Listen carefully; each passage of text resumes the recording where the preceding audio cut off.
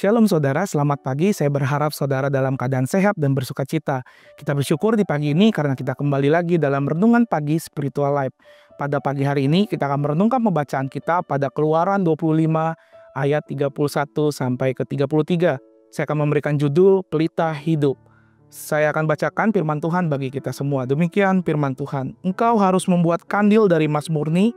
Kandil itu dibuat dari emas tempaan, baik kakinya, batangnya maupun kelopaknya, dengan pangkal dan kembangnya harus menyatu dengan kandil itu.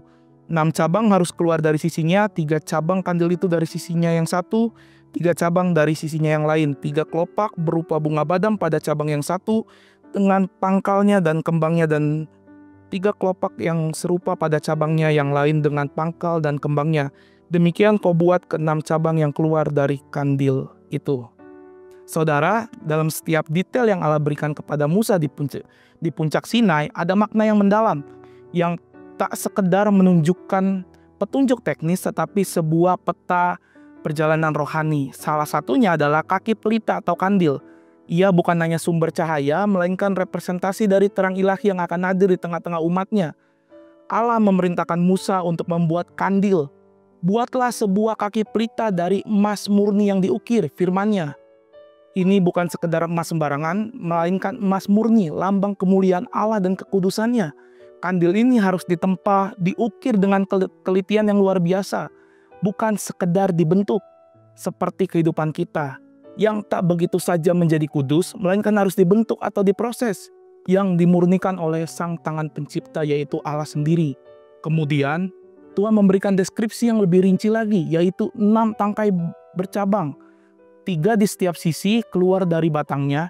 Di setiap tangkai ada cawan yang diukir menyerupai bunga badam. 3 cawan pada tangkainya. Bunga badam itu yang ada di sini adalah sebuah simbol dari kebangkitan dan janji Allah. Saudara, ingatkah bahwa tongkat Harun yang berbunga badam itulah tanda bahwa Allah memilih dan menghidupkan apa yang tampaknya kering dan mati. Ini mengisahkan tentang persekutuan. Batang utama itu adalah sumbernya, dari mana semua tangkai bercabang. Sama seperti Kristus adalah batang dari setiap pokoknya, dan kita ini adalah ranting-rantingnya. 6 tangkai yang bercabang itu juga mengingatkan kita pada keragaman di dalam kesatuan tubuh Kristus. Setiap tangkai dengan cawannya yang berbeda memiliki fungsi yang unik, namun semuanya bergantung pada satu sumber. Setiap ukiran, bunga, dan kuncup pada kandil bukanlah hiasan belaka. Itu adalah sebuah simbol dari kehidupan yang mekar, berbuah, dan menghasilkan.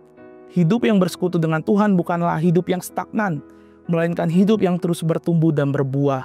Kaki pelita itu bukan hanya untuk menerangi ruang, tetapi juga mengingatkan kita bahwa umat Allah dipanggil untuk menjadi terang bagi dunia yang mencerminkan kemuliaan Sang Terang yang sejati.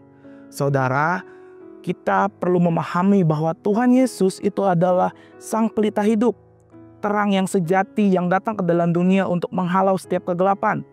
Tanpa Tuhan, kita tidak mampu melihat arah dan tujuan hidup kita. Tetapi bersama dengan Tuhan, kita akan dituntun kepada jalan yang penuh harapan dan penuh kepastian. Seperti kaki pelita dalam kemah suci yang menerangi ruang kudus, demikian pula Kristus menerangi hati kita. Sehingga kita tidak lagi berjalan dalam kebingungan dan bayang-bayang dosa. Terangnya bukan hanya untuk kita nikmati sendirian, melainkan juga kita pantulkan kepada orang lain, agar dunia melihat bahwa Tuhan Yesuslah satu-satunya terang yang memberi hidup. Kiranya hari ini setiap langkah kita semakin mendekat kepada Sang Terang dunia, sehingga melalui hidup kita kemuliaan Kristus semakin nyata dan dirasakan oleh banyak orang. Saudara, mari sejenak kita renungkan firman Allah. Saudara, apakah hidup kita hari ini sudah menjadi pelita yang memancarkan terang Kristus bagi orang-orang di sekitar kita? Saudara, ingatlah bahwa Kristus bukan hanya membawa terang, tetapi Dialah terang itu sendiri. Di dalamnya setiap kegelapan pasti sirna, dan hidup kita pasti menemukan arah yang pasti.